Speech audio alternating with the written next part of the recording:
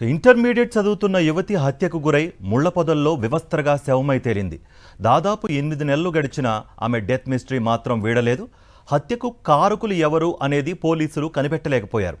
రకరకాల పద్ధతుల్లో విచారణ చేస్తున్నామని చెబుతున్నారు తప్ప ఇప్పటి వరకు కేసును ఛేదించలేకపోయారు పోలీసులు. రాష్ట్ర వ్యాప్తంగా సంచలనం సృష్టించిన ఈ హత్య జరిగి ఇన్ని నెలలవుతున్న విచారణ మాత్రం ఒక్క అడుగు కూడా ముందుకు సాగకపోవడంతో విమర్శలు చెలరేగుతున్నాయి. తాజాగా కోర్టు అనుమతితో అనుమానితులకు బ్రెయిన్ మ్యాపింగ్ చేశారు. గత ఏడాది జూలై 14న ప్రేమికుడితో కడప జిల్లా గండికోటకు వచ్చిన యువతి ఆ తర్వాత శవమై కనిపించింది.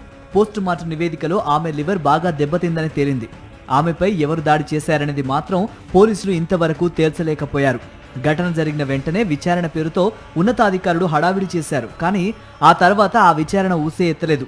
సాయంత్రం కల్లా నిందితులెవరో చెప్పేస్తామంటూ డీఐజీ కోయ ప్రవీణ్ హడావిడి చేసినా ఇంతవరకు నిందితులెవరో కనిపెట్టలేకపోయారు.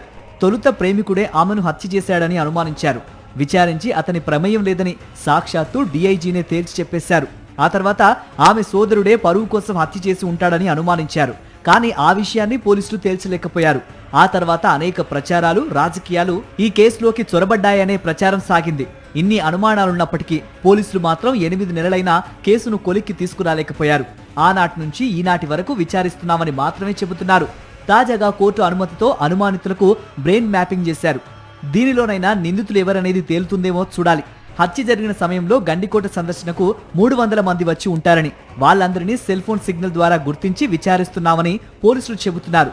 టెక్నాలజీ పెరిగి ఫోరెన్సిక్ నిపుణులు అందుబాటులో ఉన్నప్పటికీ పోలీసులు ఈ కేసును తేల్చడానికి నెలల సమయం తీసుకుంటున్నారు. అసలు పోలీసు శాఖ ఎందుకు ఇన్ని రోజులు సమయం తీసుకుంటోంది? దీని వెనక ఇంకేమైనా కారణాలున్నాయా అనే అనుమానాలు వ్యక్తమవుతున్నాయి.